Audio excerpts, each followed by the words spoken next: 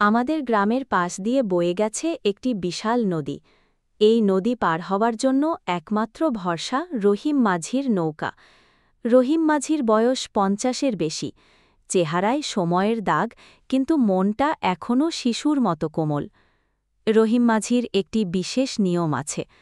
তিনি গরিব, বৃদ্ধ আর অসুস্থ মানুষদের কখনও নদী পার করার পয়সা নেন না।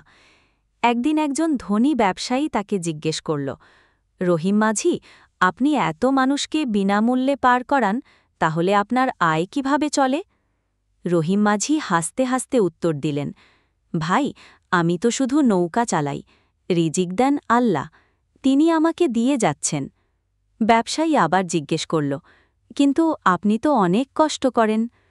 রহিম মাঝি বললেন, এই যে বৃদ্ধা মা, অসুস্থ শিশু, গরিব মানুষগুলোকে পার করে দেই, এটাই তো আমার সদাকায়ে জারিয়া। আমার মৃত্যুর পরও যখন কেউ এই কাজের সুফল পাবে, আমি এর সওয়াব পেতে থাকব। একবার এক অসুস্থ মহিলাকে রাত দুপুরে হাসপাতালে নিয়ে যাওয়ার জন্য ডাক পড়ল রহিম মাঝির।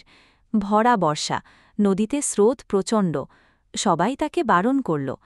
কিন্তু রহিম মাঝি বলল, যদি আমার এই কাজে কারো জীবন বাঁচে, তাহলে তা কি সবচেয়ে বড় সদাকা নয়? তিনি ঝুঁকি নিয়ে সেই মহিলাকে পার করে এনেছিলেন।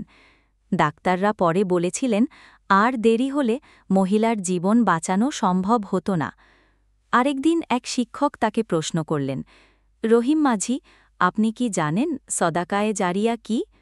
রহিম মাঝি বিনয়ের সাথে বললেন, হুজুর, আমি তেমন পড়ালেখা জানি না, কিন্তু আমাদের ইমাম সাহেব বলেছিলেন, যে কাজ মানুষের উপকারে আসে এবং তার সওয়াব মৃত্যুর পরও চলতে থাকে, তাই সদাকায়ে জারিয়া। আমার এই ছোট্ট নৌকাটাই আমার সদাকায়ে জারিয়া।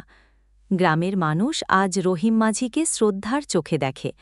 সে শুধু নদী পারাপার করে না, মানুষের হৃদয়েও ইসলামের সত্যিকার শিক্ষা পৌঁছে দেয়।